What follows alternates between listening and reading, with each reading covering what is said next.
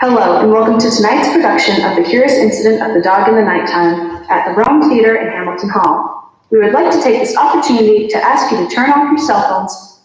Tonight's production of The Curious Incident of the Dog in the Nighttime is a multimedia experience, and your cooperation ensures that all sources of theater media can run without interruption. At this time, please take note of all the fire exits located on the right side of the theater and in the rear of the theater where you enter. Photography is strictly prohibited during today's performance. If you would like to see photos and videos from this production, please be sure to follow Tilton School on Facebook and Instagram. Tonight's performance runs for 2 hours with an intermission roughly halfway through. Please refrain from leaving the auditorium until intermission unless it is an emergency. Please sit back and enjoy the show.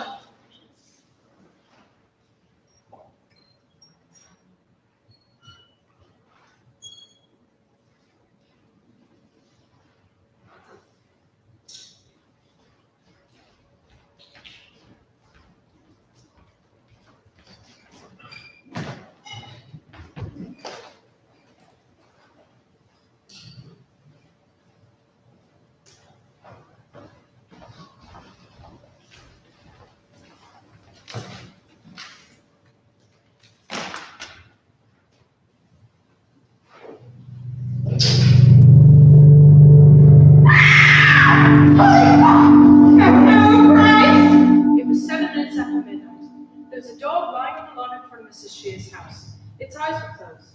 It looked as if it was running on its side the way a dog runs in a dream when it's chasing a cat. But the dog was not running or asleep. The dog was dead. What have you done? There was a garden fork sticking out of the dog. The dog was called Wellington, who belonged to Mrs. Shears, who was our friend. She lived on the opposite side of the road, 2 houses to the left. Get away from my dog! My name is Christopher John Francis Spoon. I live at 36 Randolph Street, Swindon, Wiltshire. I know all the countries of the world and their capital cities, and every prime month up to 7,507. After 12 and a half minutes, a policeman arrived. There was a big orange leaf stuck to the bottom of his shoe that was sticking up on one side. This is good, Christopher. It's quite exciting. I like the details. They make it way more realistic. He stood next to me. He said to me, Would you like to tell us what's going on here, young man? I do not tell lies. Mother said this because I am a good person, but it is not because I am a good person. It is simply because I cannot tell lies.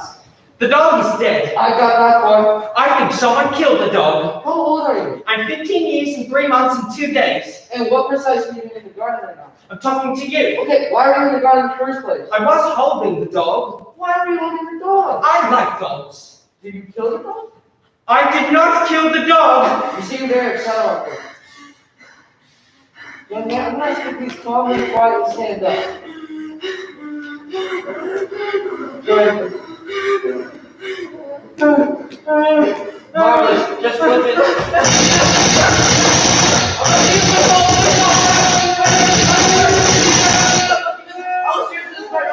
That is good.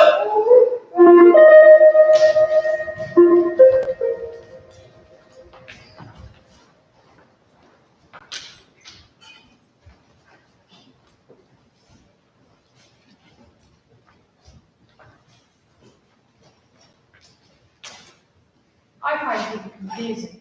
This is for two main reasons. The first main reason is that people often talk without using words. Siobhan said that if somebody raises one eyebrow, you mean, I want to do sex with you.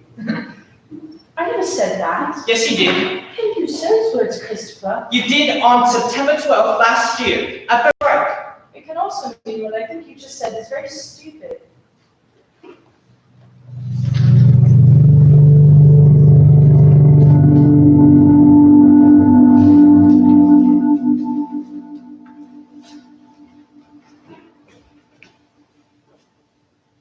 Could you take the laces out of your shoes, please, Christopher? Thank you. And project your pockets out onto the desk. Is that in case I have anything in them that I could use to kill myself or escape or attack a policeman with? That's right. I've got a Swiss Army knife, but I only use that for doing odd jobs, not for stabbing things or hurting people. Jolly good.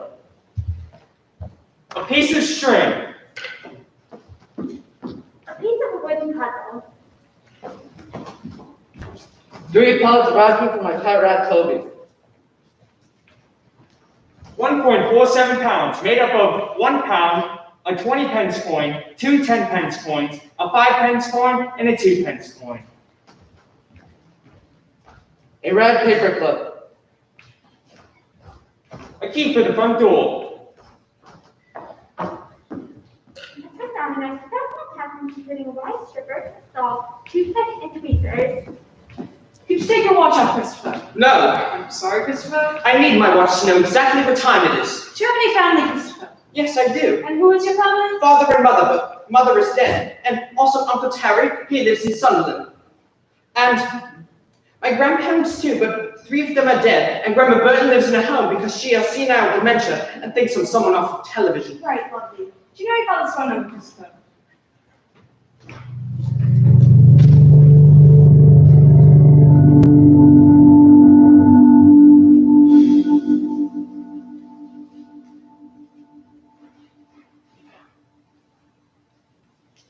I could see the Milky Way as it drove me towards the town center. Could you? Some people think the Milky Way is a long line of stars, but it isn't. Our galaxy is a huge disk of stars and millions of light years across. Is that right? Christopher, Mr. Boone, could you come this way, please? Are you going to interview me and record the interview? No, I don't think there'll be any need for that. I've spoken to your father, Christopher, and he says that you didn't mean to hit the policeman. Did you mean to hit the policeman? Yes. But you didn't mean to hurt the policeman. No, I didn't mean to hurt the policeman. I just wanted him to stop touching me. You do know that it is wrong to hit a policeman and that you can get into a very great deal of trouble if you do. Yes. Did you kill the dog, Christopher? No, I did not kill the dog. You do know that it is wrong to lie to a policeman. Yes. Do you know who killed the dog? No, I did not kill the dog. Are you telling the truth? Yes. Right, I'm going to give you a caution. Is that going to be on a piece of paper, like a certificate I can keep? No.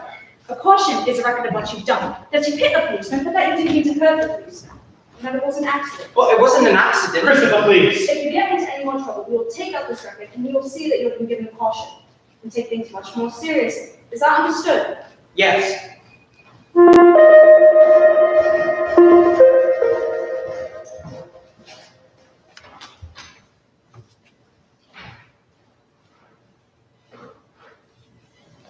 second main reason I find people confusing is that people often talk using metaphors. These are examples of metaphors.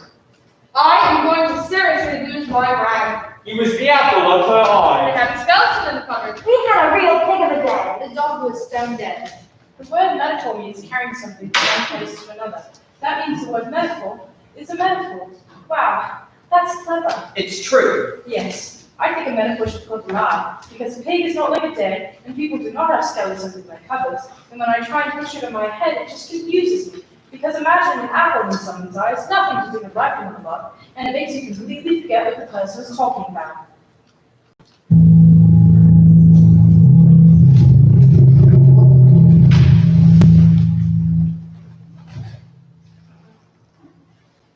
I'm sorry. It's okay. I didn't kill Wellington. I know. Christopher, you have to try and stay out of trouble, okay? I didn't know I was going to get into trouble. I like Wellington, and I wanted to say hello to him, but I didn't know someone had killed him. Christopher, you have to try to keep your nose out of other people's business. I'm going to try and figure out who killed Wellington. Are you listening to what I'm saying? Yes, I was listening to what you were saying, but when someone gets murdered, you have to figure out who did it and punish them. It's a bloody dog, Christopher! A bloody dog! I think dogs are important too. I think some dogs are cleverer than some people. For example, Steve, who comes to school on Thursdays, needs help eating his lunch, and I bet he couldn't even fetch a stick. Leave it. I wonder if the police is going to find the person and punish them. I said leave it. Are you sad about Wellington? Yes, Christopher, you could say that.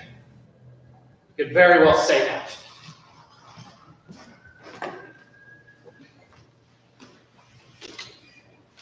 Mother died 2 years ago. I came home from school one day, and no one answered the door. So I found a secret key that he kept under a flower pot outside the kitchen window. I let myself into the house. Why, you don't know that. Put the key in the bowl, and hung my coat and my backpack up on the fridge so to be ready for school the next day. Then I gave another 3 coats or outfit to Toby, which was my pet rat. I made myself a raspberry milkshake, heated up in the microwave, then went upstairs to play 6 games of Tetris and get to level 38, which is my 4th best score ever. An hour later, Father came home from work. Christopher, have you seen Mom? No. He went downstairs and started making some phone calls.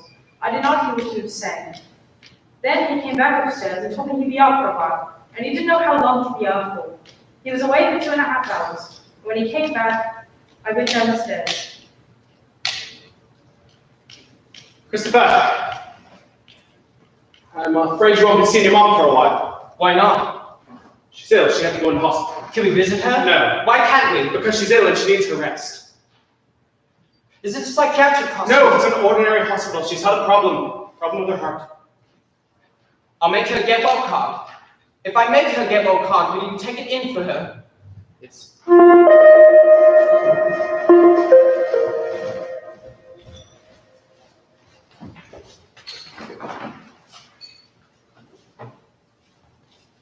was your day today?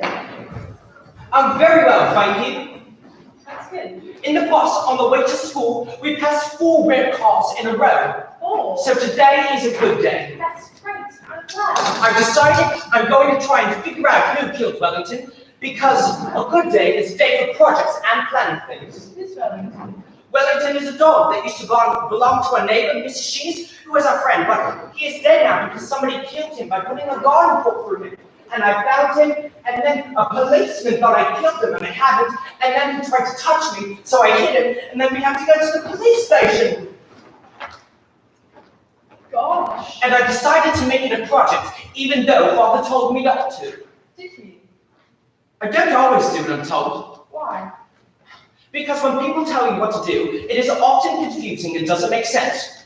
For example, if somebody says be quiet, they never tell you how long to be quiet for.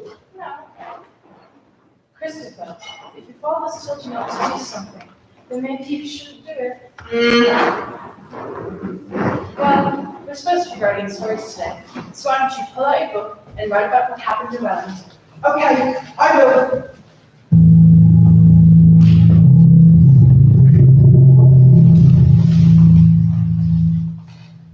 Christopher. Sorry, your mother's died. She had a heart attack. I wasn't expecting. What kind of heart attack? I don't know what kind of heart attack. It was probably aneurysm. Now wasn't the time to be asking questions. Christopher. I'm sorry. I'm really sorry.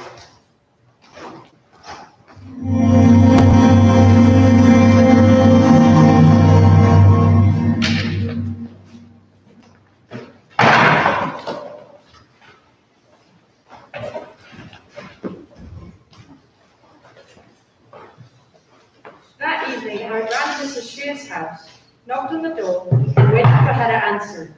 What are you doing here? I just wanted to tell you that I didn't kill Wellington, and I'm going to find out who killed him. Christopher, I really don't want to be seeing you right now. Do you know who killed Wellington? If you don't go now, I will call the police again.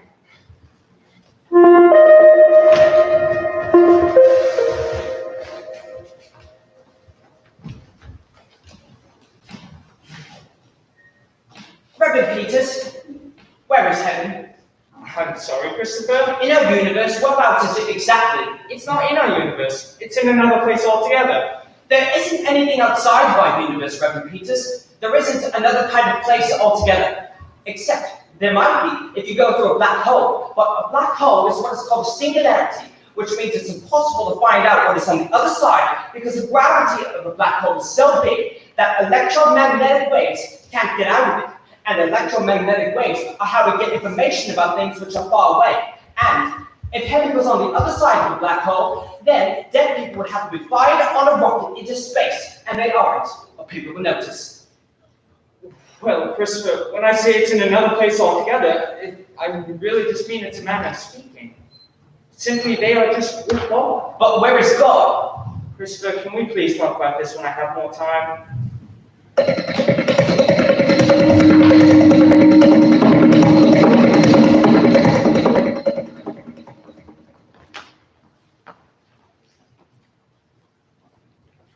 The next day was Saturday, and Father usually takes me on an outing to the boating lake or garden centre. But on Saturday, England was playing Romania, and Father wanted to stay home to watch the match. So that day I made a decision. I was going to do some more detection. I was going to go out on my own.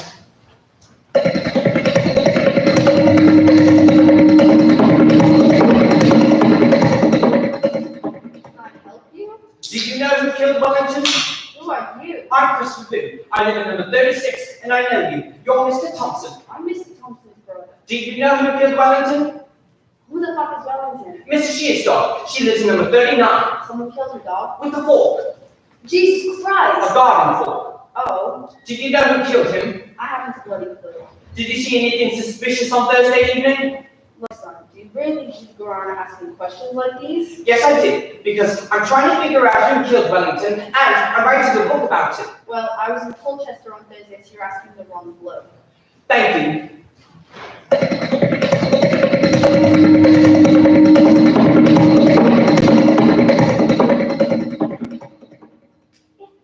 Christopher, isn't it? Yes, it is. Do you know who killed Wellington on Thursday evening? No, I don't. I'm afraid not. Sorry. Did you see anything suspicious on Thursday evening which might be a clue? Like what? Like strangers or the sound of people arguing? I didn't, Christopher. No. Do you know who would want to make Mrs. Shears sad? Perhaps you should be talking to your father about this, Christopher. I can't talk to my father about this because he told me to stay out of other people's business. Well, maybe he has a point. So you didn't see anything suspicious on Thursday evening? No. You be careful, young man. I will. Thank you for helping me with my investigation.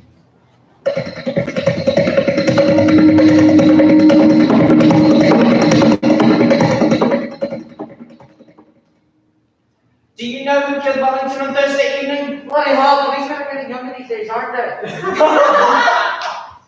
2, 3, 5, 7, 11, 13, 17, 19, 23, 29, 31, 37, 41, 43, 47, 53, 59, 60, 71, 73, 79, 83, 89, 97.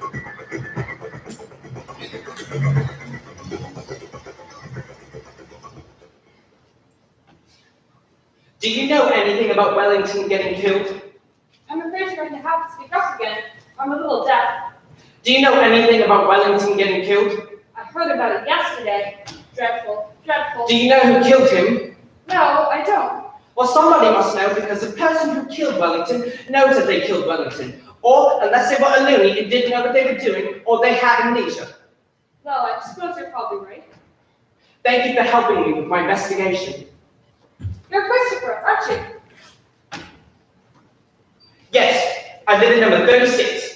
We haven't talked before, have we? No, but I'm doing detective work. I see you every day, going to school on your school bus. It's very nice of you to come and say hello, even if it's only because you're doing detective work. Thank you. I have a grandson your age. My age is 15 years and 3 months and 3 days. Well, almost your age. You don't have a dog, do you? No, You'd probably like a dog, wouldn't you? I have a pet rat. A rat? Yes, a pet rat. His name's Toby. Oh, Most people don't like rats because they think that they have bubonic plague, but that's only because they lived in sewers and stowed away on foreign ships traveling from foreign countries that carried strange diseases. But rats are very clean. would you like to come in for tea? I don't go to other people's houses. Well, maybe I can bring something out here. Do you like lemonade? I only like orangeade. Luckily, I have some of that as well. And what about Battenberg? I don't know because I don't know what Battenberg is. It's a kind of cake. There's marzipan icing around the edge. Is it a long cake with a square cross section that can be equally divided into alternately colored squares? Yes, you could probably describe it as that. I think I only like the pink sides, not the yellow sides because I don't like yellow. And I don't know about marzipan because I don't know what marzipan is. Well, I'm afraid marzipan is yellow too. Perhaps I should bring out some biscuits. Do you like biscuits? Yes, some sort of biscuits. I'll get a selection.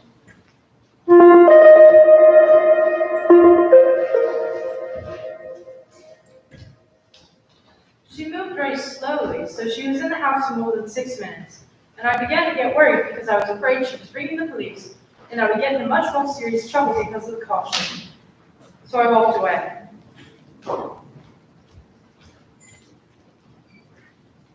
Why would you kill a dog? I didn't. I think you would only kill a dog if A, you hated the dog, or B, because you are a lunatic, or C, because you wanted to make Mrs. Sheep sad. I don't know anyone who hated Wellington, so if it were A, it was probably a stranger. And I don't know any lunatics either, so if it were B, it was probably also a stranger. Right. But most murders are committed by somebody known to the victim. In fact, you are most likely to be murdered by a member of your own family on Christmas Day. Is that a fact? Yes, actually, it is a fact. Wellington was therefore murdered by somebody known to him. I only know one person who knew Mrs. Shears, and that was Mr. Shears, who divorced Mrs. Shears and went to go live somewhere else and knew Wellington very well indeed. That makes Mr. Shears my prime suspect. Christopher. I'm going to find out more about Mr. Shears.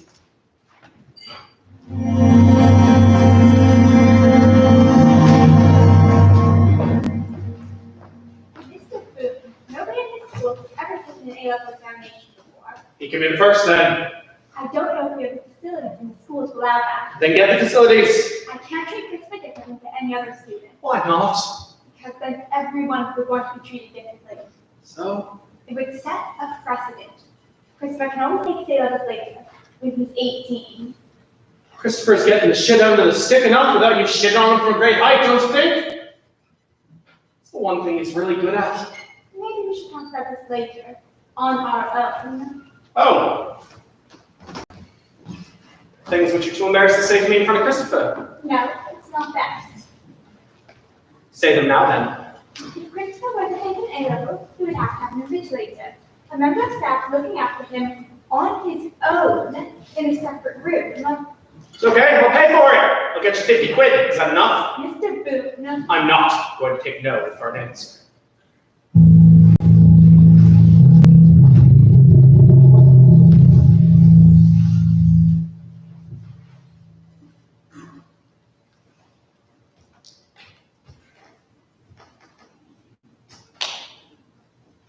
have you been? I've been out. Just had a phone call from Mrs. Shears. What were you doing poking around in her garden? I was doing detective work trying to figure out who killed Wellington. Jesus, Christopher! How many times do I have to tell you, keep your nose out of other people's business? I think Mr. Shears killed. I will not have that man's name mentioned in my house!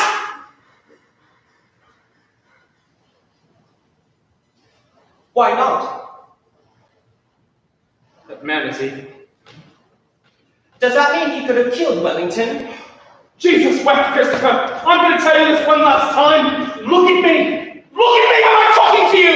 You are to stop asking the Shears what happened to that bloody dog! You are not to ask anyone what's happened to that bloody dog! You are not to go trespassing in anybody's garden! And you are to stop with this ridiculous bloody detective game immediately! I'm going to make you promise, Christopher. And you know what it means when I make you promise.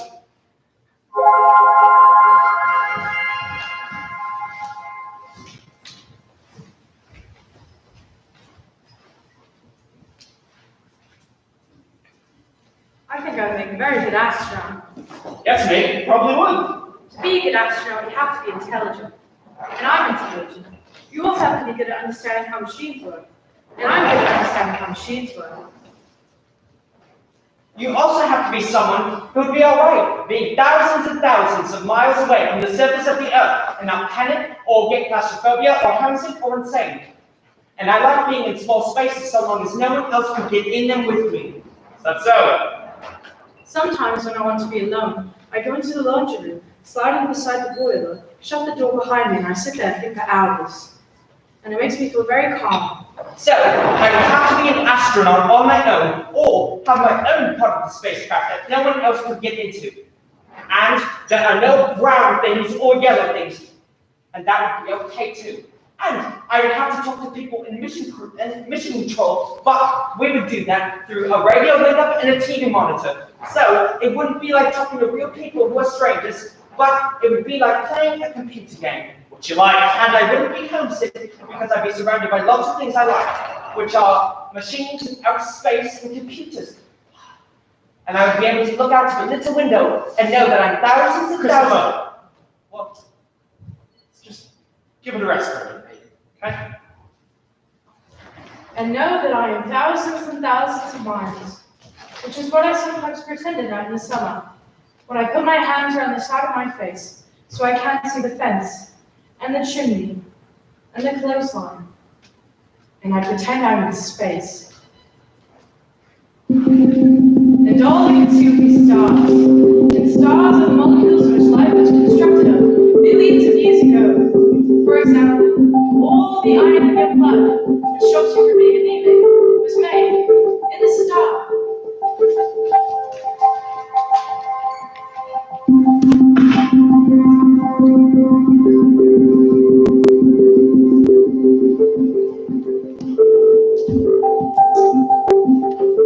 And I would like if I took Toby with me, because that would be great. Because sometimes they let you do that when they do experiments on animals. So if I could find an experiment that I could do on Toby, it wouldn't hurt him. That would be great.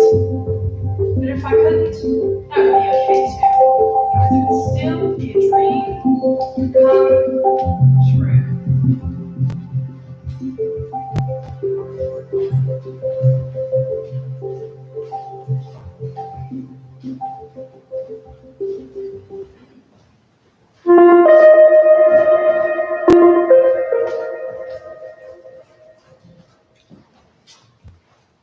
Father said, I see. That's a pity. so the book is finished.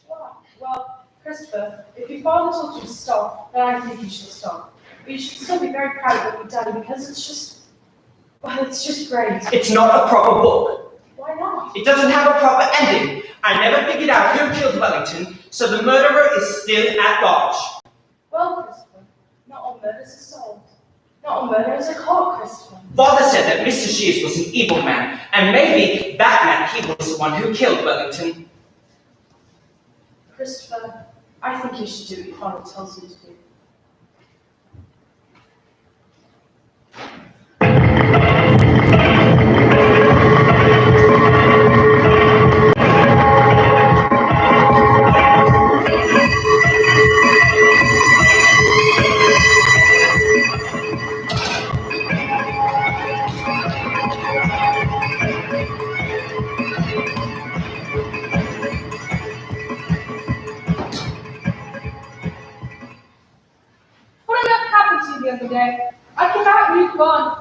I had all the biscuits myself.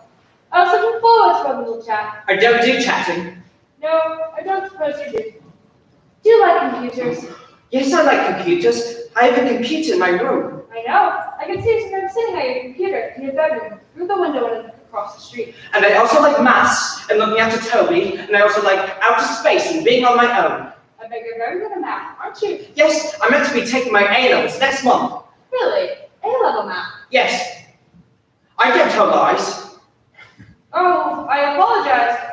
I didn't mean to suggest me a lie. I just wondered if I heard you correctly. I'm a little deaf sometimes. I'm the first person to take it. I'm the first person to take an A-level math at my school because I go to a special school. And all the other kids are stupid, except I'm not meant to call them that, even though that is what they are. Well, I am very impressed. And I do hope you get an A. I will. And the other thing I know about you is that your favorite color is not yellow. No, and it's not brown either. My favorite color is red and metal color. Do you know Mr. Shears? Not really, no. I mean, I knew him well enough to say hello. I didn't know much about him. I think he works for the National Westminster Bank in town. Father said that he was an evil man. Do you know why he said that? Perhaps it would be better to talk about these things, Christopher. Why not? Because maybe your father is right, and you shouldn't go around questioning about this. Why? Because obviously he's going to find it quite upsetting. Why is he going to find it quite upsetting? If you know that your father doesn't like Mr. Shears very much. Did Mr. Shears kill Mother? Kill her? Yes, did he kill Mother? No, of course he didn't kill your mother. But did she have a heart attack so that she had to go to hospital? Did she have to go to the hospital? Or did he hurt her so that she had to go to hospital? Oh, my goodness. She had to go to hospital because there was something wrong with her heart and it wasn't very serious at first, but then she had a heart attack. Oh. And she died. Oh, Christopher, I am so sorry. I never realized. Why did you say, I think you know why your father doesn't like Mr. Shears very much? Oh, dear. Look, perhaps we should take a little walk in the park. This is not the place to be talking about this kind of thing.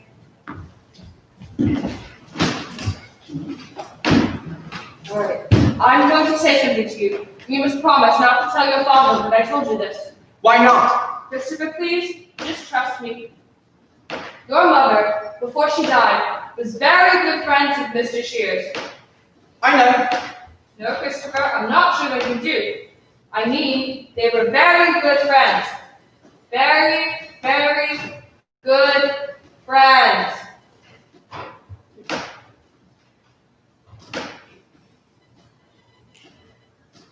Do you mean that they were doing sex? Yes, Christopher, that's what I mean. But Mr. Shears was still married to Mrs. Shears, so what Mr. Shears was doing was very wrong. Yes, I agree. I think I have to go now. You're okay, Christopher. I can't be alone with you because you're a stranger. I'm not a stranger, Christopher. I'm a friend.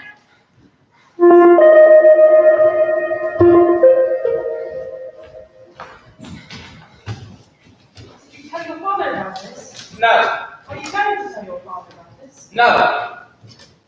Did it make you sad to find this out? Find what out? Did it make you sad to find out that your mother and Mr. Shears are having an affair? No. Are you telling the truth, Christopher? Yes, I always tell the truth. Mother is dead, so if I were to feel sad about it, it would be very stupid to feel that way. What was your mother like, Christopher? Do you remember much about her? I remember the 20th of July, 2008. I was 9 years old. It was a Saturday. We were on holiday in Cornwall in a place called Polperro on a beach. Mother was wearing a pair of shorts made out of denim and a stripy blue swimming costume, and she was smoking cigarettes called Continent, which were mid-flavored. And she wasn't swimming, she was sunbathing on a towel, which had red and purple stripes. She was reading a book by George Tyler called The Masqueraders. And when she was done sunbathing, she went into the water and she said, Bloody Nora, it's cold. Bloody Nora, it's cold. And then she told me to come swimming, but I don't like swimming because I didn't like taking my clothes off. And then she told me, Christopher, look, it's lovely. and she jumped backwards, and I thought shockingly, and so I started to scream. And then she rose out of the water and came over to where I was standing and held up her right hand and spread out her Come on, fingers. Christopher, touch my hand. Come on now, stop screaming. Touch my hand. Listen to me, Christopher, you can do it. It's okay, Christopher, it's okay. There aren't any sharks in Cornwall. When we were inside the park, Miss Alexander stopped walking and said, I'm going to say something to you. You must promise not to tell your father that I told you this.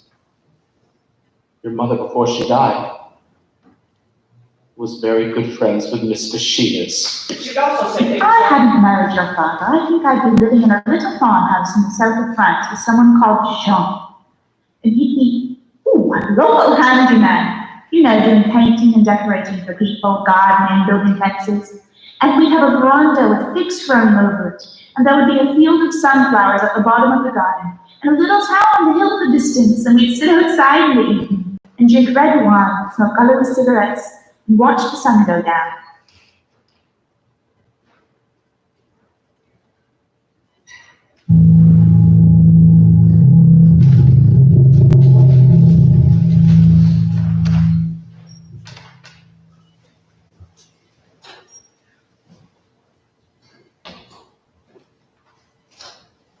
What is this? it's a book I'm writing. Is this true? Did you speak to Mrs. Shears? Yes. Jesus Christ, Christopher, how stupid are you?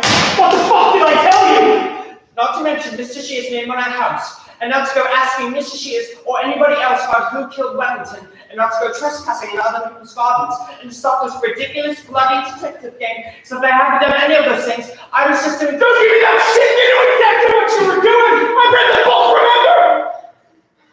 What else did I say? I don't know. Come on. You're the fucking memory man. Not to go sticking your nose in other people's business. And what do? You go sticking your nose in other people's business. You go digging up the past and sharing it with every tongue, Dick and Harry will bump into. What am I going to do with you, Christopher? What am I going to do? I asked you for one thing.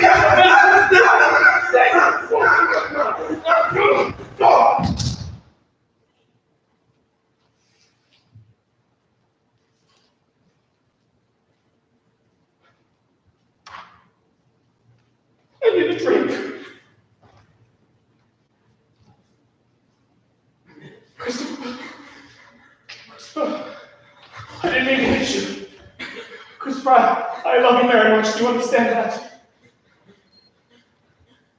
Christopher, do you understand that? Where's my book? Christopher, do you understand that I love you?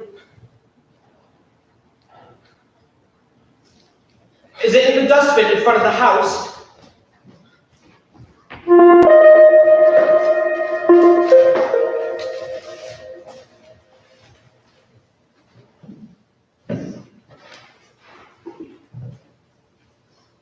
The next day, when I got home from school, Father was still at work, so I went outside and looked inside the dustbin. But the book wasn't there. I wondered if Father had put it into his van and driven to the tip and put it into one of the big bins there, but I did not want that to be true because then I would never see it again. One other possibility was that Father had hidden my book somewhere in the house, so I decided to do some detecting to see if I could find it. I started by looking in the kitchen. Then I detected in the laundry room. Then I detected in the dining room. Then I detected in the living room, where I found the missing wheel from my Airfix Messerschmitt BF-109 G6 model under the sofa. Then I went upstairs, but I didn't do any detecting in my own room, because I reasoned that Father wouldn't hide something from me in my own room, unless he was being very clever and doing what is called a double bluff, like in a real murder mystery novel. So I decided to look in my own room, only if I couldn't find the book anywhere else. I detected in the bathroom, but the only place to look was in the airing cupboard, and there was nothing in there, which meant the only room left to detect in was Father's bedroom. I started by looking under the bed. There were 5 shoes, and a comb with lots of hair in it, and a monkey wrench, and a chocolate biscuit, and a magazine called Men Only, and a pair of underpants from Primark, with a little bit of weed left in them. and a Homer Simpson tie, and a wooden spoon, but not my book. Then I looked in the drawers on either side of the dressing table, but these only contained aspirin, and nail clippers, and batteries, and dental floss, and tissues, and a spare false tooth, and a tampon, but my book wasn't there either. Then I looked in his wardrobe. In the bottom of the wardrobe was a large plastic toolbox, which was full of tools for doing it yourself, but I could see these without opening the box because it was made of transparent grey plastic. Then I saw that there was another box underneath the toolbox. The other box was an old cardboard box that is called a shirt box because people used to buy shirts in them.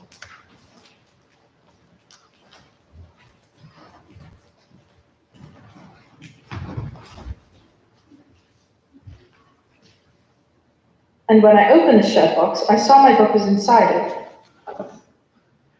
Then I heard his van pulling up outside the house, and I knew I had to think fast and be clever. I heard the father shutting the door of the van, and that is when I saw the envelope. It was an envelope addressed to me, and it was lying under my book in the shirt box with some other envelopes. I picked it up. It had never been opened. It said, Christopher Blue, 36 Randolph Street, Swindon, Wiltshire.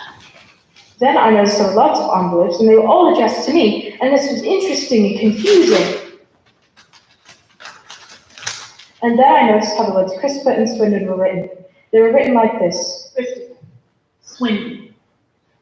I only know 3 people who do little circles instead of dots over the letter I, and one of them is Siobhan, and one of them was Mr. Loxley, who used to teach at the school, and one of them was Mother.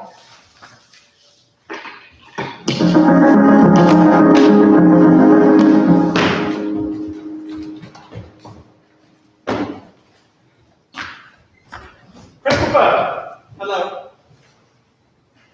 What have you been up to, young man? Today we did life skills with Sorbonne, which was using money in public transport, and then for lunch I had tomato soup and 3 apples, and then after lunch we did some maths, and then after maths we went for a walk in the park with Mrs. Peters, and we collected leaves for collage. Excellent. What do you fancy for chow tonight? Baked beans and broccoli. Oh, I think that can be very easily arranged. I'm just going to put the shelves up in the living room tonight, so I'm afraid I'm going to make a bit of a racket, but if you want to watch TV, we can shift you upstairs. I'll go and be in my room. Good man. Good man. I went up to my room, and when I was in the room, I shut the door and took out the envelope. I opened the envelope. Inside there was a letter, and this was what was written in the letter. 451C Chapter Road, Wilson, London, Northwest 2, 5NG, 0208 887 8907. Dear Christopher, I was looking through some old photos last night, which made me sad. Then I found a photo of you playing with the train set we bought you for a couple of Christmases ago. And that made me happy because it was one of the really good times we had together. Do you remember how you played with it all day and you refused to go to bed at night because you were still playing? We told you about train timetables and you made a train timetable and you had a clock and you made the train run on time. And there was a little wooden station too. And we showed you how people who wanted to go on the train went to the station and bought a ticket and then got on the train. And you played with it for weeks and weeks and weeks. I liked remembering that a lot. You haven't written to me yet, so I know you are probably still angry with me. I'm sorry, Christopher, but I still love you. I hope you don't stay angry with me forever. And I'd love it if you were able to write me a letter. I think about you all the time. Lots of love, your mom.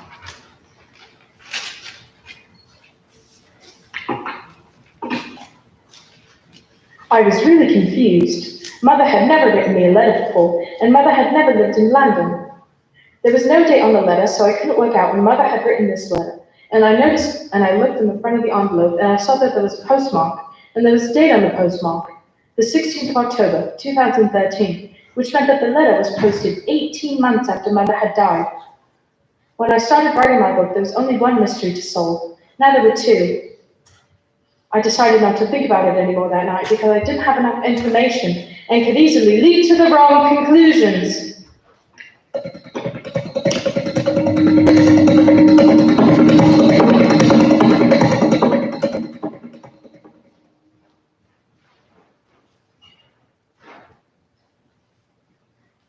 Christopher,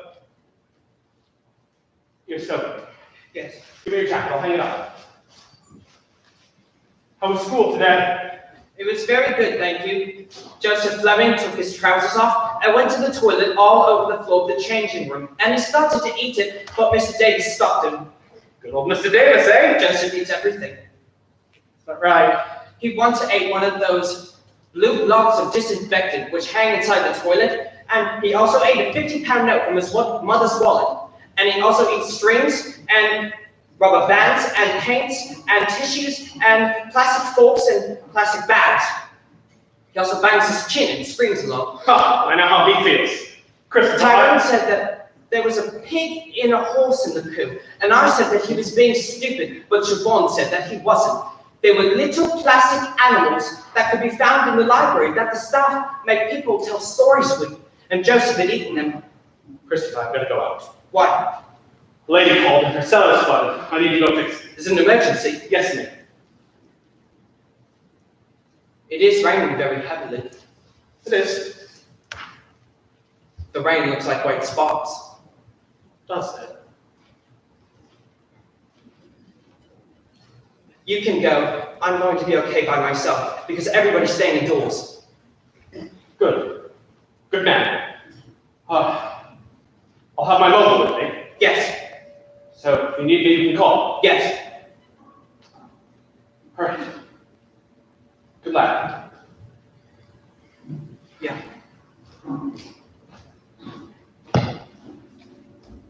So I went into his bedroom and opened up the cupboard and lifted the toolbox off the top of the shirt box and opened the shirt box.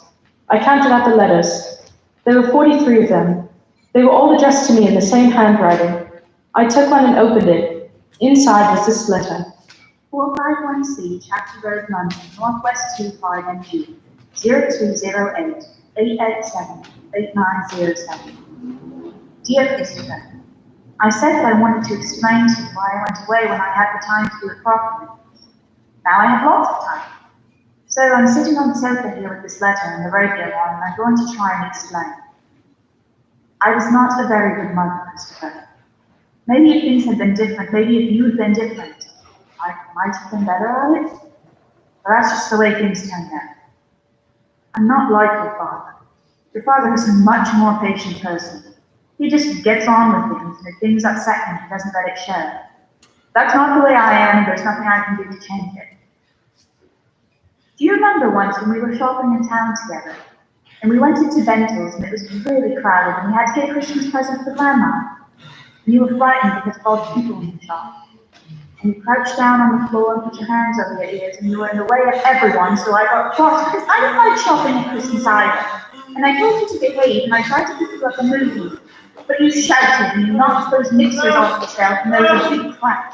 And everyone turned around to see what was going on, and there were boxes, and bits of string, and bits of broken bowl on the floor, and everyone was staring, and I thought that you wet yourself, and I was so cross. And I wanted to take you in the shop, but you wouldn't let me touch you.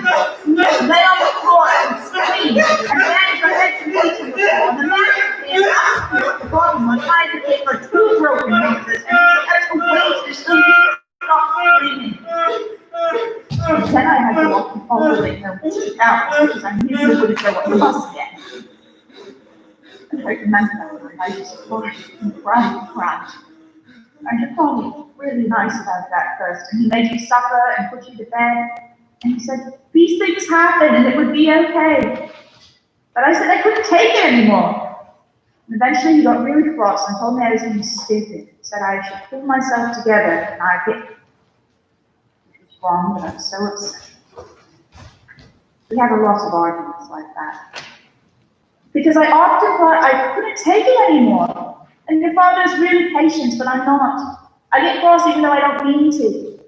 And by the end, we stopped talking to each other very much because we knew it would always end up in an argument. And I felt really lonely.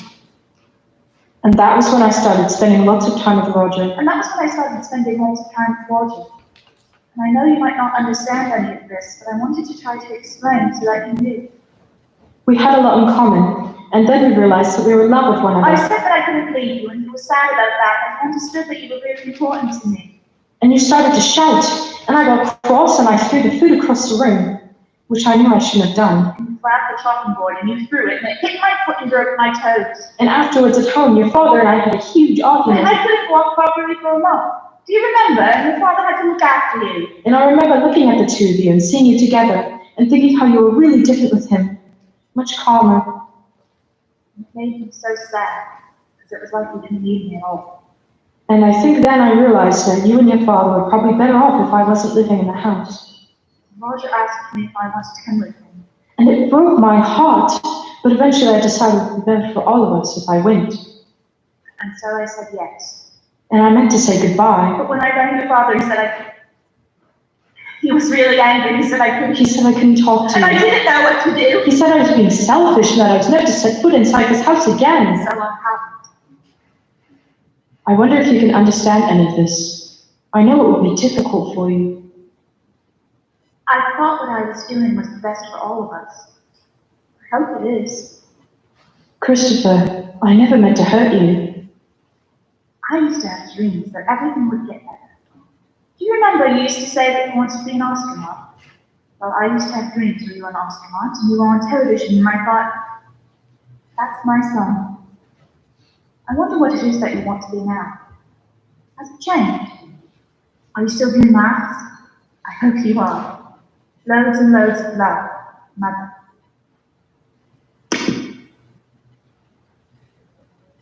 Christopher! Christopher! Christopher! Christopher, what's wrong?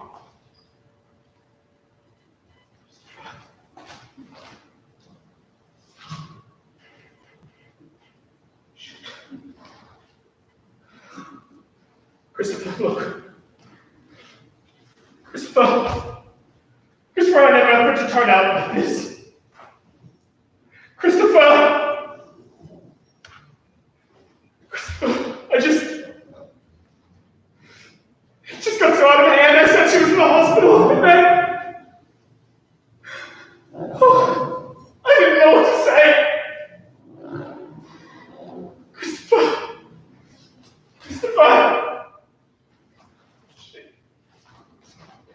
You've gotten sick all over yourself. I'm going to get you changed. Christopher, then I'm going to get you to bed. It's going to be all right.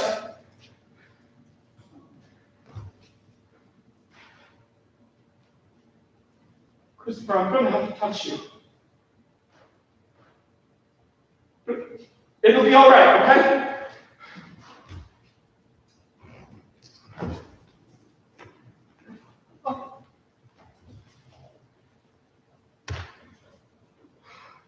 Christopher, I never meant for it to turn out like this.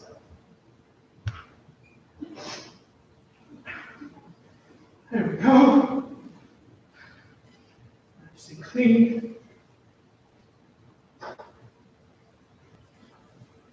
It's all right. Let's get you to bed. 1, 2, 3.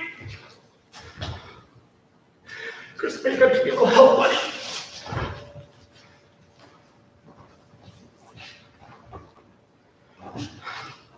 Christopher, please.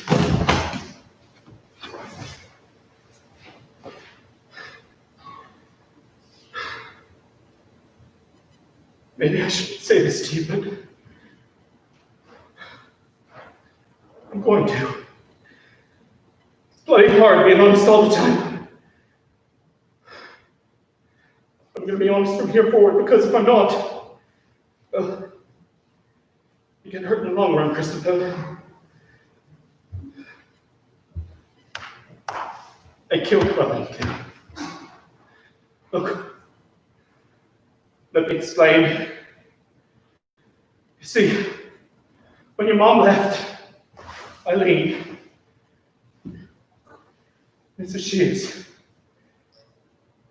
She was real good to us. Remember how she'd come popping over every day and she'd ask to see if we were okay. Well, I thought that she and I should try to keep this simple for you. Anyway, I was wrong. One day we got in this argument. You know, I think she cared more for that bloody mutt than she did for us, and maybe that's not so crazy. Maybe it's easier sharing your life with an animal that just looks after you than actually sharing it with two human beings.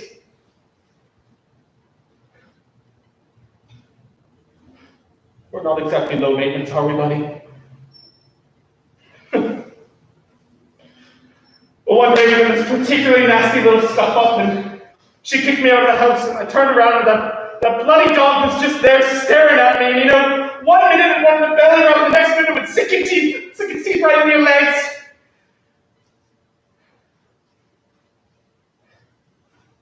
Maybe I should have just kicked it. But when the red mist pours down, Christopher, you know, you and me, we're not that different.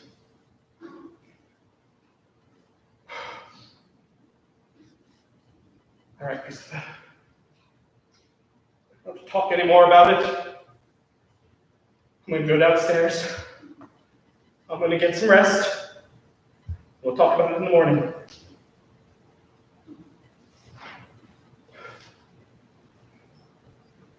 You'll be all right, buddy. Trust me.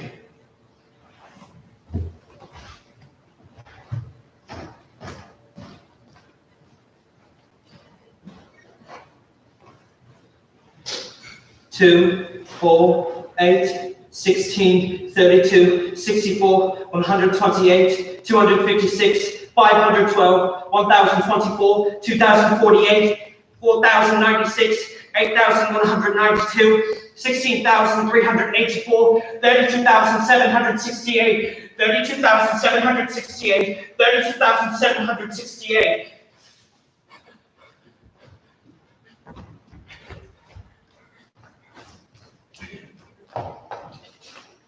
Christopher, stay home. I can't stay in this house with you anymore because it's very dangerous.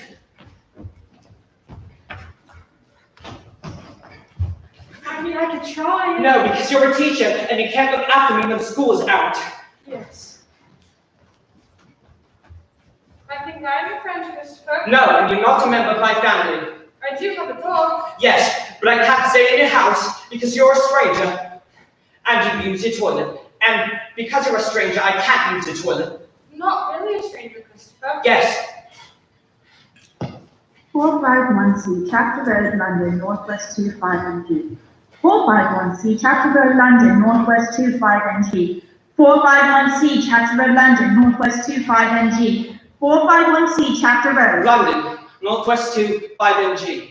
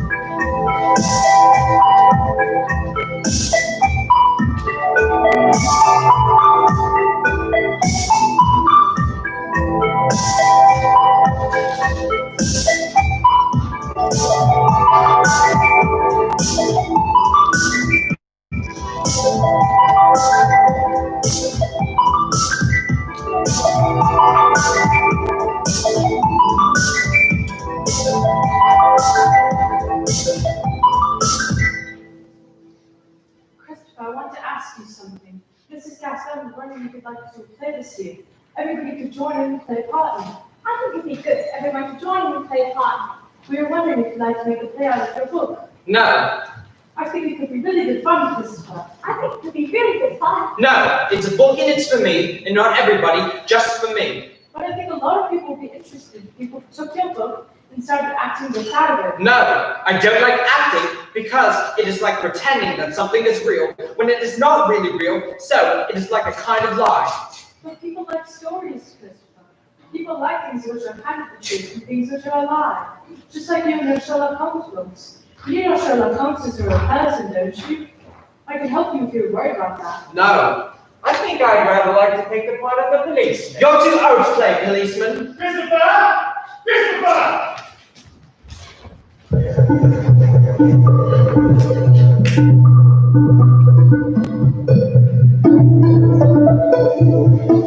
Christopher, what on earth happened to you? Can you look after Toby for me? Oh, He eats special pellets every day that you buy from a pet shop, and he needs fresh water every day too.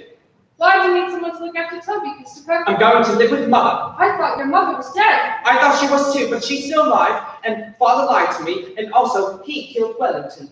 Is your mother here? No, she's in London. So you're going to London on your own. I think I'm going to do that, yes. Where's your father at the moment, Christopher? I don't know. Well, perhaps we should give him a ring and see if we can get in touch with him. I'm sure he's right about you, and I'm sure there's been a dreadful misunderstanding.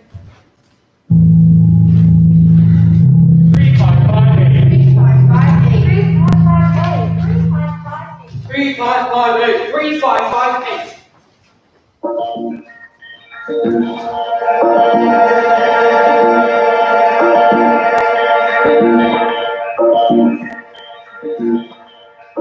Where can I buy a map? I don't know. Where would you like to get to? To the train station. Here it is about to get to the train station. You can see it from here. No, I can't. There. See that building? Says station off right on top? There's a British Railway on the other end. Station's at the bottom of that. Is it the stripy building with the horizontal windows that you can see poking out of those houses? That's the one. How do I get there? Jeez Louise. I knew that the train station was somewhere near, and if something is nearby, you can find it by moving in a spiral. walking clockwise and taking every right turn, and so on, until you come back to where everybody walked on. Then take a left, then a right, and so on and so on. And that is how I found the train station.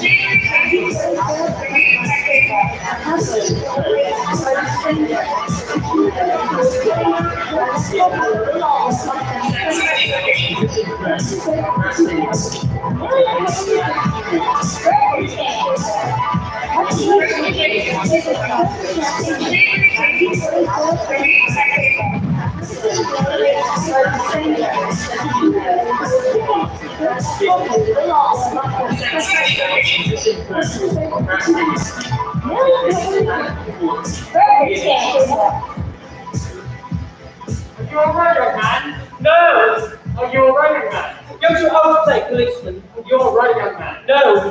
When I was walking past the cafe, the lady said that you were in a complete trance. What's your name? Christopher Boone. Where do you live? 36 Brandon Street. What are you doing here? I needed to sit down and be quiet and think. Okay, let's keep it simple. What are you doing at the railway station? I'm going to live with Mother. Mother? Yes, Mother. When's your train? I don't know. She lives in London, and I don't know when there's a train to London. So you don't live with your mother? No, but I'm going to. So where does Mother live? In London. Yes, but where in London? 451C, Chapter Road, London, Northwest 2, 5NG. Oh, what is that? Oh my! He's telling me my pet rat. A pet rat? A pet rat. He's very clean and he hasn't gotten me one complaint. Oh, that's very reassuring. Yes. Have you got a ticket? No. Well, how precisely where are you going to get to London then? I have a bank card. Is this your card? No, it's Father's. Father's? Yes, Father's. Okay. He told me the number. It's 355. Why don't you and I go take a stroll by the cash machine, eh? You mustn't touch me. Why would I want to touch you? I don't know. Well, neither do I. Because I got a caution for hitting a policeman, but I didn't mean to hurt him, and if I do it again, it'll be a lot worse because of the caution. Please insert your card. You're serious, aren't you? Yes. Please enter your personal identification number. Lead the way. Where? I'll find a ticket office. Please enter amount. £10, £20, £50, £100. How much does it cost to get a ticket to London? Like 20 quid. Please wait, your transaction is being processed. Is that in pounds? Christ alive, yeah, but it's £20. Please remove your card and wait for your cash. Well, I guess I shouldn't keep you. Where do I get a ticket for the train from? Where do I get a ticket for the train from? In there. Now, are you sure you know what you're doing? Yes. What is your mother's telephone number? It's 0208-887-8907. And you're ringing if you get into any trouble, okay? I want to go to London. If you don't mind. I want to go to London. Single or return. What does single return mean? If you want to go one way, you want to come back. I want to stay there when I get there. For how long? Until I go to university. Single then. That'll be £17. When is the train to London? Platform 1, 5 minutes. Where's platform 1? Through the underpass up the stairs, you'll see the signs.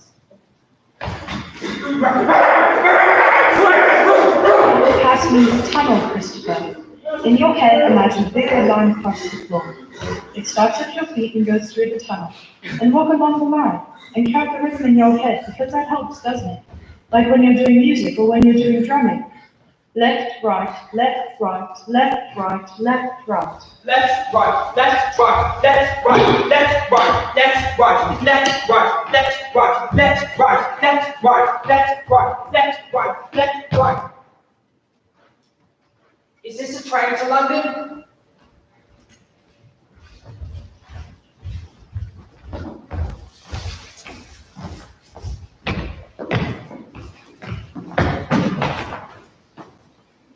Christopher, can't you guess in time? We got your father back at the police station. He was looking for you. Okay, now let's not get too excited here.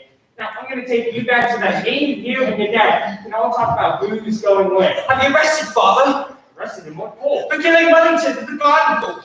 Wellington is a dog. Well, I'm sure we can talk about that later, but for now, you've done enough adventuring for one day. All right, now you listen to me, you little monkey. I swear, if you don't listen to me, I'm going to have to make... Fucking horror. Why are you swearing? Have we started? Oh, dude. Roll. It's Nigel. I'm stuck here on the bloody train. It stops at Depot Parkway. Don't even. Look. He's saying that you can get a car to the train station. Cheers. Okay. Alright, take your seat. God, bloody handful more, jeez. I see everything. No, some people are too lazy. They do this called glancing, which means the same thing as bumping off something and carrying on in almost the same direction. The information in their heads is really simple. For example, if they are looking out of the window onto the countryside on a train, it might be 1. I'm sitting on the train, looking out the field of football. 2. 3. 4. There are flowers on the ground. 5. 6. But then they stop to skeptically and start to think about something else. Like, what if the shoe is in the dirt? Or, I'm worried I might have left the other one or, on. well, if it were me looking out of the window onto the countryside, I would notice everything. Like, 1. There are 19 cows in the field, 15 of which are black and white and 4 of which are brown and white. 2. There is a village in the distance which has 43 visible houses and a church with a square tower and a spire. 3. There is a plastic bag from Tesco in the hedge and a squashed Coca-Cola can with a snail on it.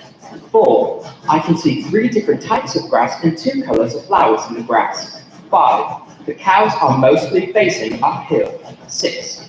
There are 3 different visible stratus clouds. 7. The hedge is moving to suggest there is a wind blowing from a northwesterly direction. 8. There is a white Reebok running shoe in one corner of the field. 9. There is a Coca-Cola. 10. There is the snail. The snail. There are cows. The cows are facing the snail.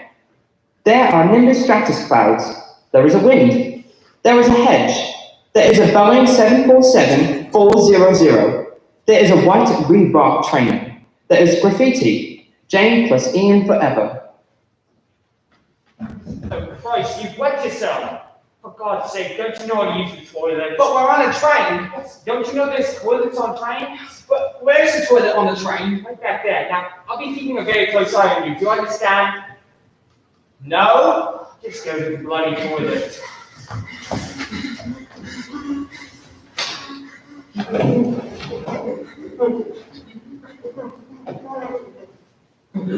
Two, 3, 5, 7, 11, 13, 17, 19, 23, 29, 31, 37, 41, 43, 47, 61, 67, 71, 73, 79, 83, 89, 97, 100, 100.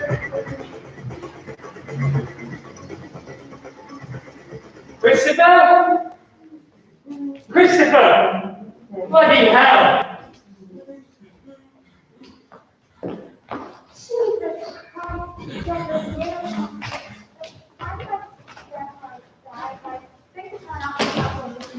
I know. They're touching my bag. Yes.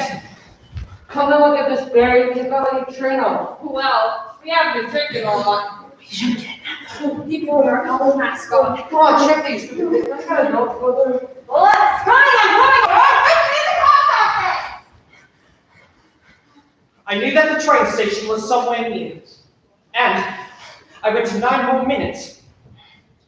But I didn't see anybody else come past. And I knew that the last stop on the train was to London. Then I heard the sound of feet, which came from a policeman, and I could see him and the next carriage over, through the door, looking under the seat. That's when I decided I didn't like policemen so much. So I got off the train.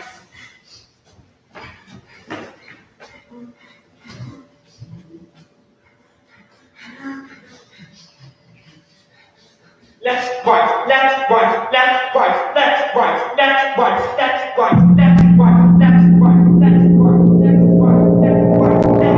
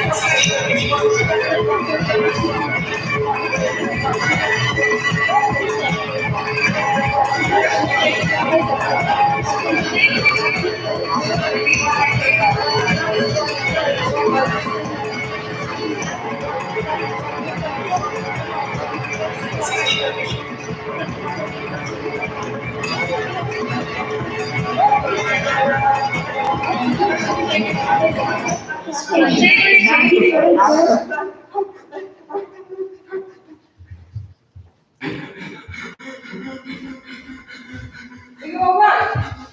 You look lost. Whoa!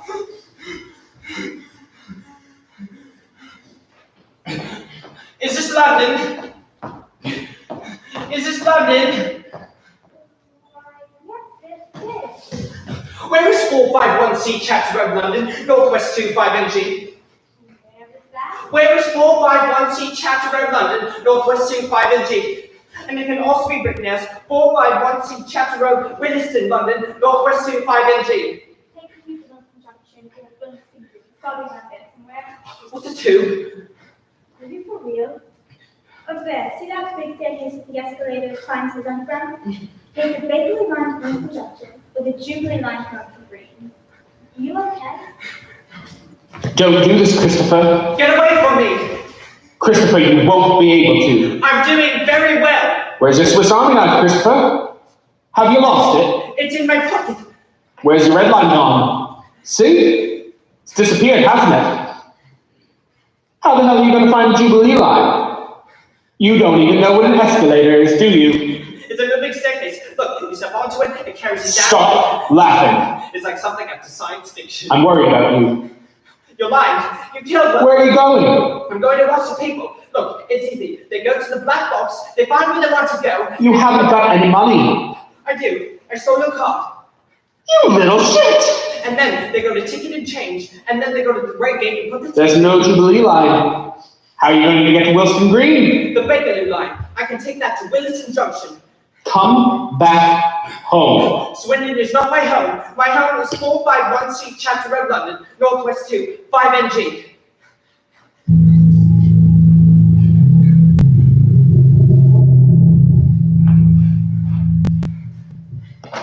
Stand behind the yellow line. I know. The train will be very noisy, Christopher. I know. It'll really scare you. I know. Try not to let it. Yes. Watch the people. Watch how they get on and off. Count the trains, figure out the rhythm, right? Train coming, train stop, doors open, train going, silence. Train coming, train stop, doors open, train going, silence. Train coming, train stopped. Doors open, train going, silence. Train coming, train stop, doors open, train going, silence. Train coming, train stop, doors... Toby? Toby? Where are you? Toby? Toby? Toby! What are you doing down there? Toby, I'm warning you. You better get back up here right this instant. Don't make me come down there, Toby. Right, I'm coming down there, and when I get to you, I'm going to be very cross. I'm not going to let you play here for a whole week. Jesus, what are you doing? My rat is on here. Get out of there, for fuck's sake. Toby, it's so filthy down here, you're going to get so dirty. What does a brand dog look like he's doing? Stand Also, there. buddy, there's no way to call. Like, please, come on, get out of I there. can't get out of there, my rat is still on here. What? is ridiculous. I did not plan for this today. Mate, please, come on. You want to get on there and get him. Me? Why me? I can't do this. He's just a kid, you can't just let him get I can see his stupid brother while looking at him. Mate, please, get all out of there now. Please stop being so difficult. Christ. Don't panic. I found you. Happened you, Muppet? What? Come on. What the fuck are you crying at? I had to find my pet rat. His name's Toby. Fucking ignore him. right. Him? Thanks a fucking bundle. Jesus Christ, a pet rat. Oh shit. My train. Fuck. Are you okay? Stand further away from me. I've got a Swiss Army knife, and it has a saw blade, and then you cut one of your fingers off. Okay, buddy, I'll take that as a no. Train coming, train stop, doors open, train going, time. Train coming, train stop, doors open, train going. Train coming, train stop, doors open, train going. This is a train to Williston Junction. There are 53,953 holiday homes in Scandinavia and Germany. Invite to buy off Is this a train to Williston Junction? 3453. Penalty 25 times to entire journey. Scoundrel, dead wrong. Is this a train to Williston Junction? GBIC. BRB. Captain Door to the game track. Is this a train to Williston Junction? Top to the world. Minor Avenue, Kensal Green, Queens Park, Williston Junction.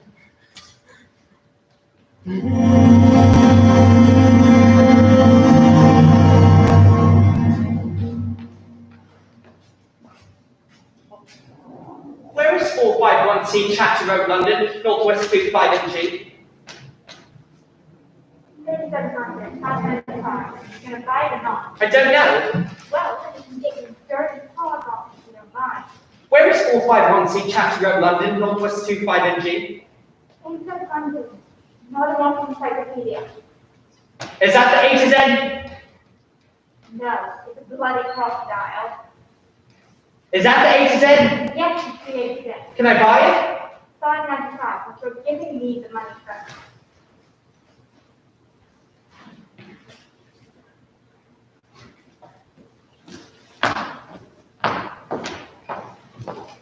Left, right, left, right, left, right, left, right, left, right, left, right, left, right, left, right, left, right, left, right, left, right, left, right.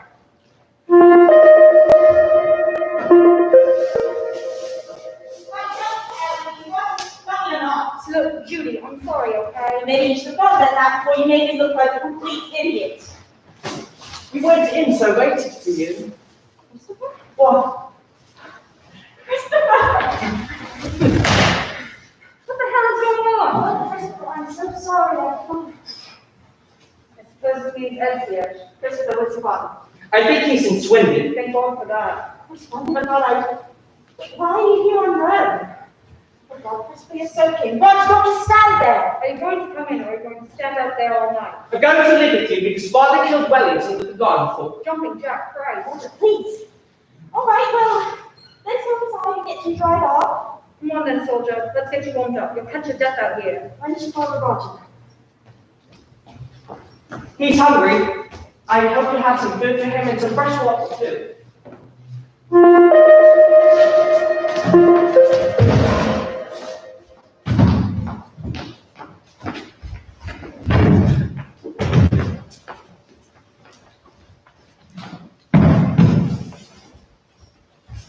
Are you okay, Christopher? I'm tired. I know that. Oh, I feel that you're panicking. No, don't. I have blankets in my backpack.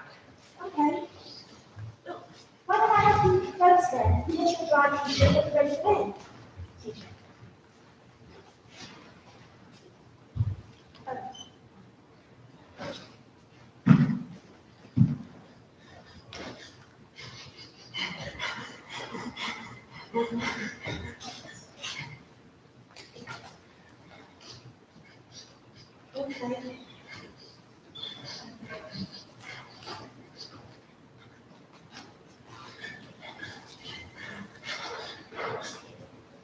Well, you're very brave.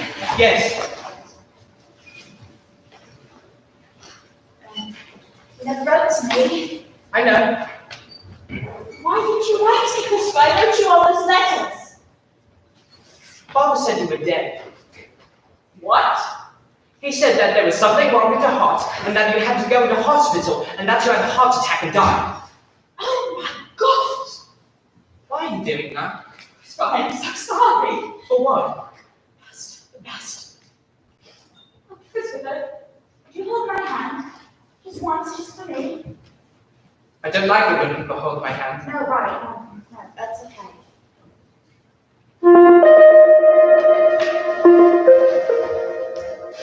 I need to speak with him. He's meant to be not today already. I understand, I still need to speak with him. Christopher Boone, can you open the door, please? Christopher, it's all right. Would you open the door, please, sweetheart? Is he going to take me away? No, he isn't. Are you going to let him take me away? No, I won't. Christopher, your father said you'd run away, is that correct? Yes.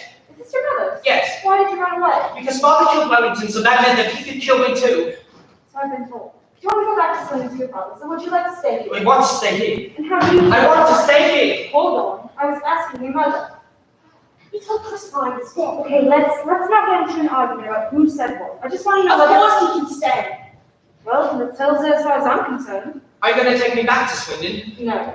If your husband turns up and starts causing any trouble, give us a ring. Otherwise, remember to sort this out amongst yourselves.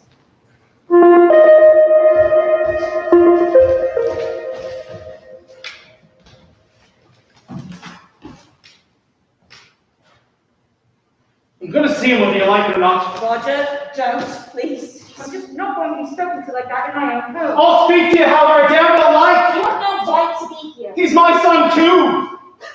In God's name, did you think you were playing and telling him new things? Now, let's all just calm down, shall we? You're the one that bloody left.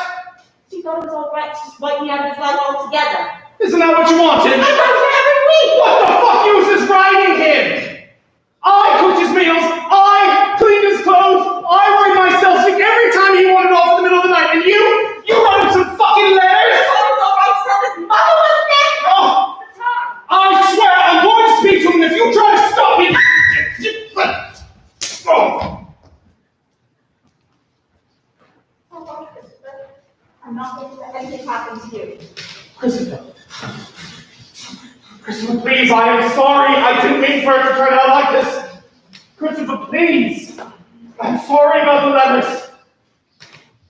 Shit, Christopher.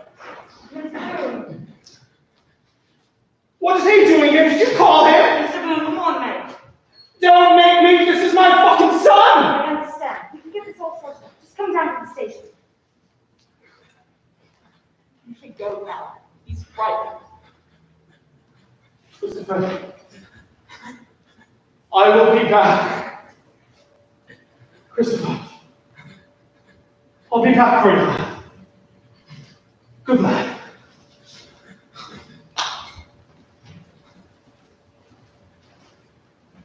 All right, Christopher. He's gone. You can go back to sleep.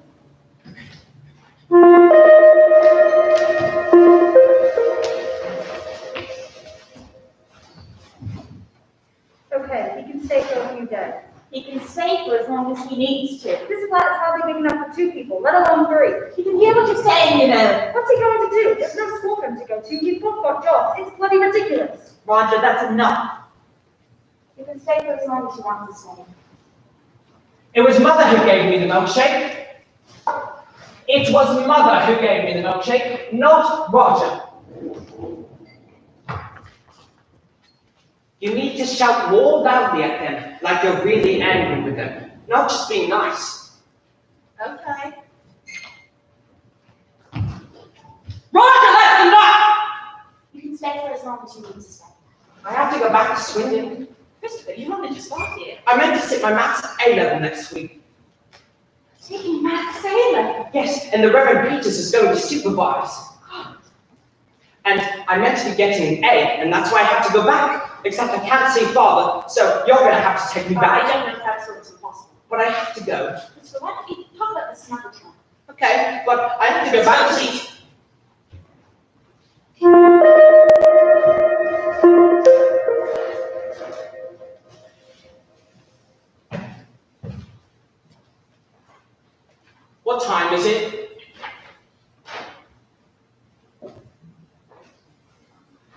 7 minutes past 2 in the morning. I can't sleep. It's because you're scared of Mr. Shears. You're being silly. There's nobody about. You can hear traffic. What cars are there? A Nissan, a Ford Granada, a Peugeot. A What Subaru. colors are there? They're orange and black, mixtures of orange and black, but I can't really tell. Look at the things people have in their front garden. Oh yes, is that an elf? It's a gnome, and a teddy bear, and a little pond, look. And an oven! I like looking up at the sky. Me too. When you look up at the sky, you know that you're looking at stars, which are hundreds and thousands of light years away from you, and you can't see some stars because their light has taken so long to get to us that they're already dead, or they've exploded and collapsed into red dwarfs, and that makes us seem very small. And if you have difficult things in your life, it is nice to know that those things are what is called negligible, which means that they are so small that you don't have to take them into account when you're calculating something. I can't see any stars here.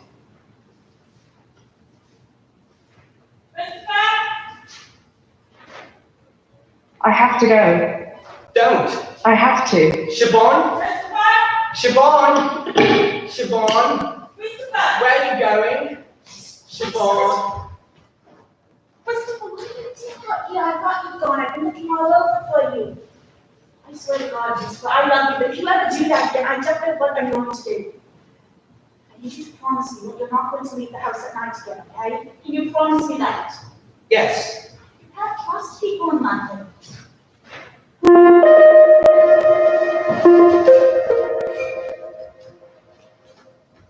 Don't be a bloody fool. I'm not being a bloody fool, Roger. They got someone else in. They didn't even call and ask me if I wanted to come back. I've been off 2 days. It's illegal, that is. It was a temporary job, for Christ's sake. I had to go back to Swindon to take my A-levels. Christopher, not now. I'm getting phone calls from your father threatening to take me to court. I'm getting so much older, Roger. It's not a good time. But it's been arranged, and the Reverend Peaches is... It is only an exam! We can get it postponed. You can take it some other time. I can't take it some other time. It's been arranged, and I've done lots of revisions lately, and Mrs. Gaskell... I am just about holding it together, but I am this close to losing it, okay? So could you please?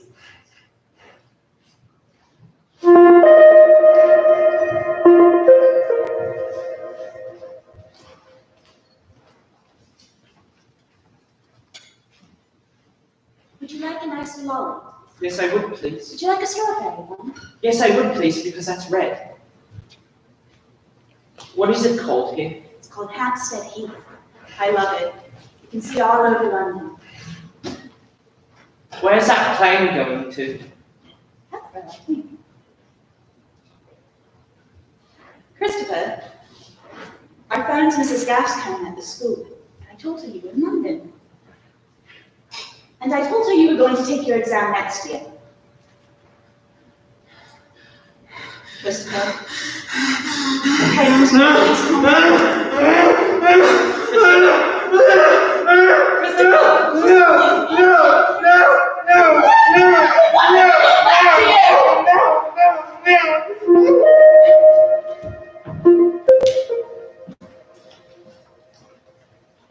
Here we are, wanted a radio. 100 number plus. It's from the library.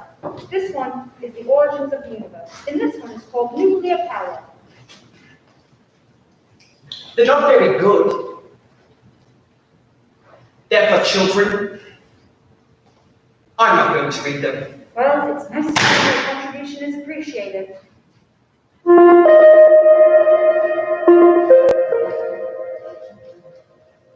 Okay, Christopher, I made you a chocolate because you have to eat love. Now, I've ordered you some Compline. It's a powdered nutritional drink with strawberry flavoring. Oh, Roger. Now, if you drink 200 milliliters, I'll put a bronze star on your chart. I don't believe it. Roger, quiet. If you drink 400 milliliters, you'll get a silver star on your chart. And if you drink 600 milliliters, you'll get a gold star on your chart. A gold star. Well, that's very original, I have to say.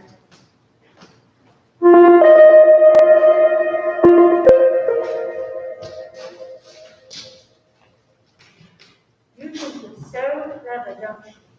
Don't you ever think about other people with 1 second, eh? Well, I bet you're real pleased with yourself now, aren't you?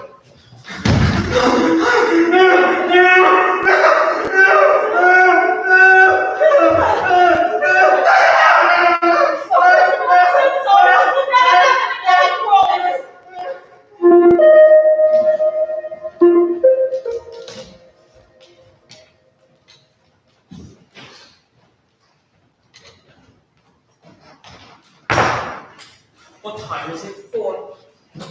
What are you doing? I packed some things. Where's Mrs. Sheets? She's upstairs asleep. I need you to get your things in Toby and go downstairs and get into the car. Into Mrs. Sheets' car? That's fine. Are you stealing the car? I'm just borrowing it. Where are we going? You mean back to Swindon? Yes. Is Father going to be there? Yes, but please don't give me any hassle. I don't want to see Father. Listen, it's going to be all right, okay? It's going to be all right. I meant to be taking my maths A level. What? Yes, tomorrow. Is that why we're going back? We're going back because if we stay in London any longer, someone is going to get hurt.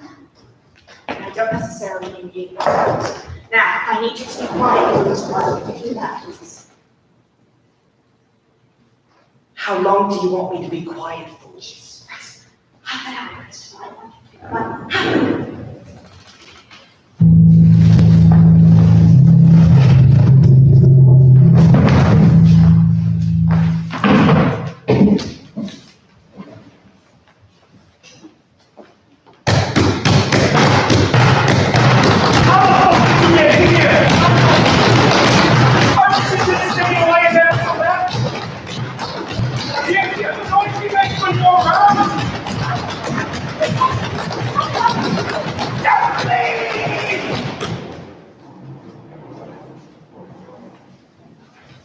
All right, he's gone.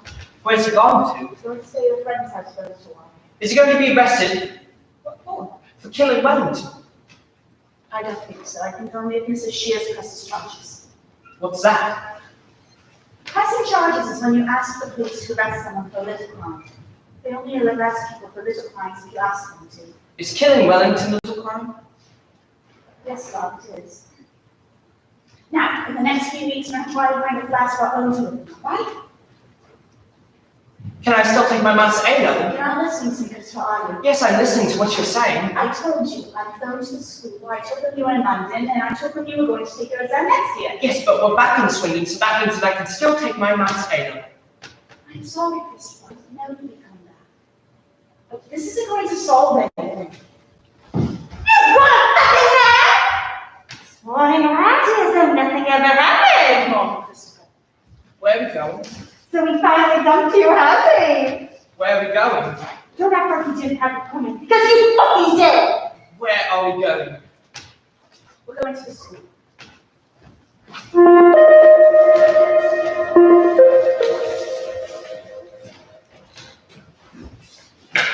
So you're Christopher's mother? Yeah, right, you are? I'm Siobhan. It's nice to meet you. Yeah. Yes. Yes, nice to meet you.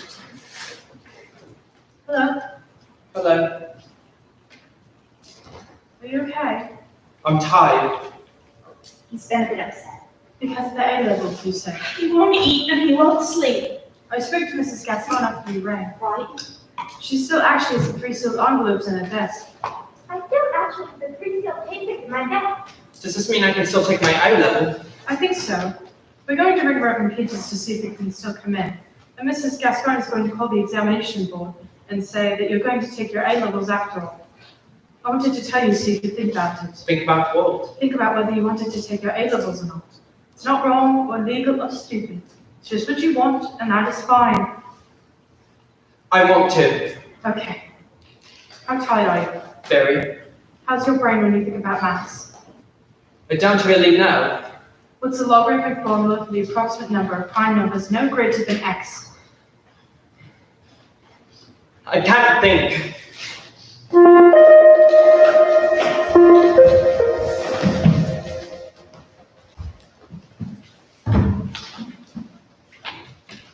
Well, this is going exciting, eh, Christopher? I'm excited anyway. Now, your test is going to last you 90 minutes, okay, Christopher? And the first thing you want to do is write your name at the top of the paper. Now, are you ready to roll, Christopher? Now flip over your paper and begin. 1, 8, 27, 64, 125, 256, 512, 729, 1,000, 1,331. You okay, Christopher? I can't read the question. What do you mean you can't read the question? I can't read the question. Well, can you at least see the question? Yes, I can see the question, but I can't read the question because when I look at the words, they look very confused and they don't make sense and they're very wrong. Right. Could you read this for me? I'm sorry, Mr. I'm afraid I can't help you like that. Christopher, stop now. Get your breath. Count the cubes at the cardinal numbers again. 1, 8, 27, 64, 125, 216, 343, 512, 729, 1,000, 1,334. Now, have another go. Show that a triangle that can be written in the form n squared plus 1, n squared minus 1, and 2n, where n is greater than 1, is right angled. You don't have to tell us. What? You don't have to tell us how you solved your A-levels question. But it's my favorite question. It's not very interesting. I think it is. Look, why don't you do that the curtain call? You can have your bow, and everybody who wants to go home can, and everybody who wants to stay can hear how you answered your A-levels question. Okay? Okay.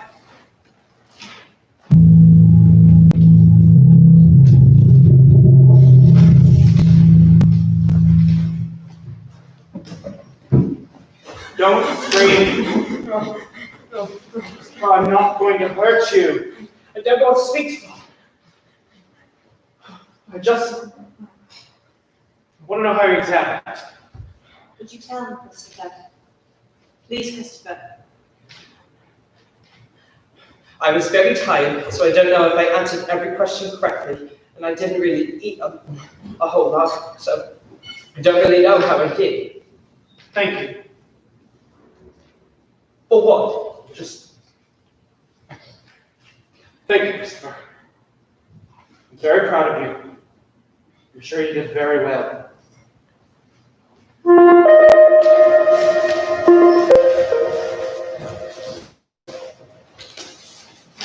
What's your flat?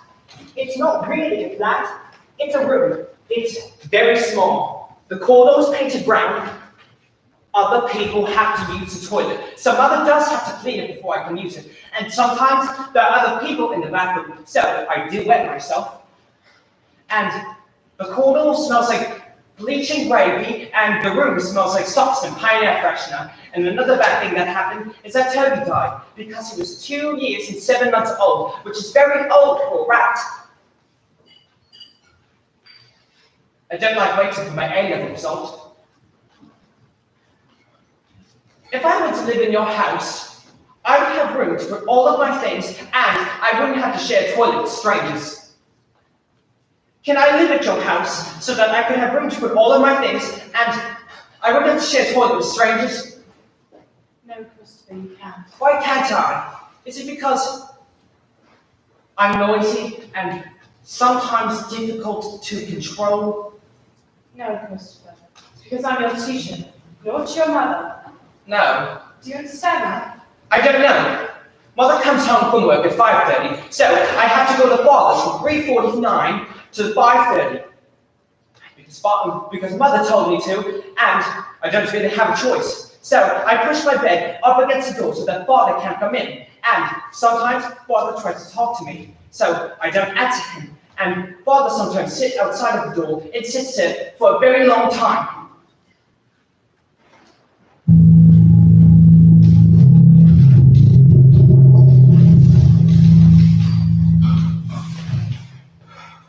Christopher. No. I'll be here the whole time. Don't want to speak to father. Christopher, I'll do you a deal. 5 minutes, okay? Look, we can't go on like this. You being in the house and refusing to talk to me just hurts too much. So, I need to show you that you can trust me again. I don't care if it takes 1 minute today, 2 minutes the next day, 3 minutes a day after that. I don't care if it takes a bloody year, because it's important. It's the most important thing I've ever done. So, let's do it together. We'll call it a project. And it will be difficult at first, because, well, it's a difficult project. Like I said, it's important. So, you don't have to say anything right now. I just need you to think about it. And, to show you what I mean, I got you something.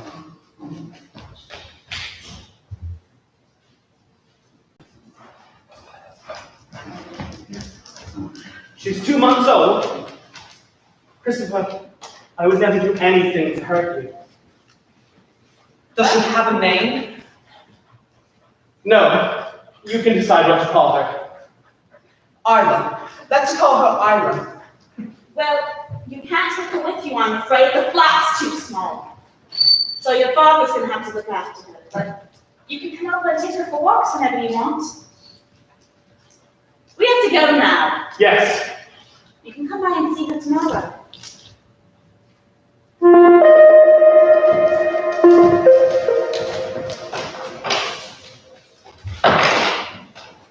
Christopher, Hello. Iceland.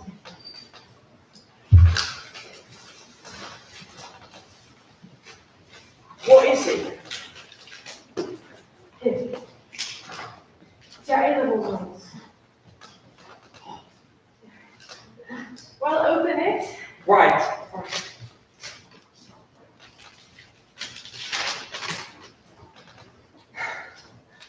What'd you get?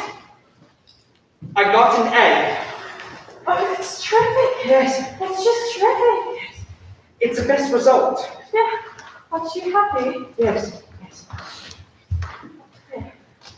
How's your puppy? She's very well, thank you. Mother got flu, so I had to stay at Father's last week, and she slept in my bed, so that in case anybody tried to come into my room at night. Right. And how are you getting along with your father? He planted a vegetable patch in his garden, and Isla and I watched him, and he planted peas and carrots and spinach, and when they're ready, I'm going to pick them. And he also got me a book called Further Maths for A-Level, and he also rang Mrs. Gascoigne and said that I'm going to be taking further maths next year. And they're going to get an A. And then 2 years from then, I'm going to take physics at A-Level, and I'm going to get an A. And then after that, I'm going to go to university in another town. And I can take Isla with me, and my books, and my computer. And I can live in a flat with a garden and a proper toilet. And I'm going to get my first class honours degree. Then I'm going to become a scientist. I can do these things. I hope so. I can do them because I went to London on my own. I figured out who killed Wellington, and I found my mother. I'm very brave. You were. And we wrote a book. I know. You turned it into a play. Yes. Does this mean that I can do anything, do you think? Does this mean that I can do anything, Siobhan? Does this mean that I can do anything?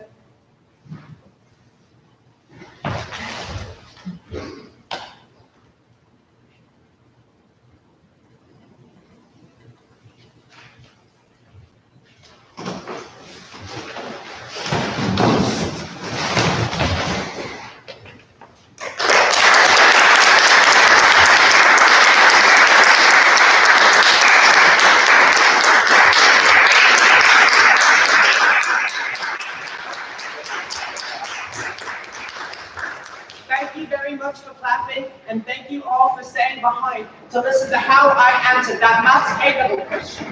Now, Siobhan said that it wasn't very interesting, but I said it was. I had 90 minutes to figure out if a triangle with the sides n squared plus 1, n squared minus 1, and 2n, where n was bigger than 1, was right-angled. And this is what I wrote. If a right-angled triangle, if a triangle is right-angled, excuse me, it has a 90-degree angle, which means it will satisfy Pythagoras' theorem, which is a squared plus b squared equals c squared. Now, in order to find out if it's right-angled as well, you can find the area of each square if you draw squares on each side of the triangle. Now we know that n squared plus 1 is the largest side, which makes it the hypotenuse, which is the longest side of the triangle. Now, 2n is right here, and n squared minus 1 is right here. Now, if we find the area of this square, we would have to multiply the length times the width. Area times length times width. 2n times 2n is equal to 2n times 2n is equal to 4n squared. The area of this square would be equal to n squared minus 1 times n squared minus 1, which is equal to n to the power 4 minus 2n squared plus 1. Now, stay with me. If we find the area of this square right here, it would be equal to n squared plus 1 times n squared plus 1, which is equal to n to the power 4 plus 2n squared plus 1.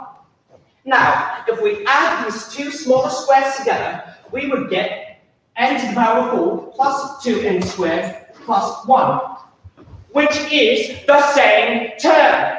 Therefore, it follows Pythagoras' theorem, making it a right-angled triangle.